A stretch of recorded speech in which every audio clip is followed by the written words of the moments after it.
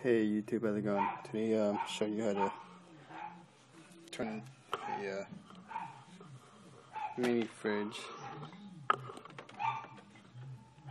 There's a Kenmore.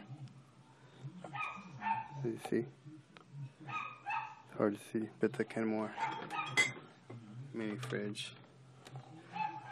Here's the scene.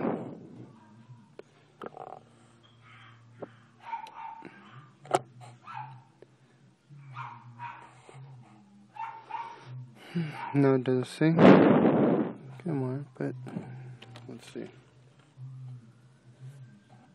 Start by removing. I already removed all that inside. You know, the glass. Now let's remove this. Turn it to one side and fold it a little bit. Pretty much it just has these kind of levers. See that? On both sides.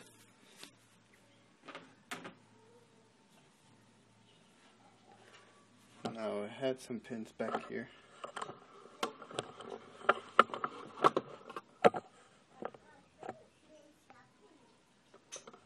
Back here.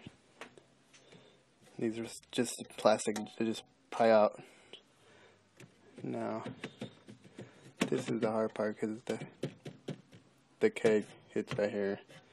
Unless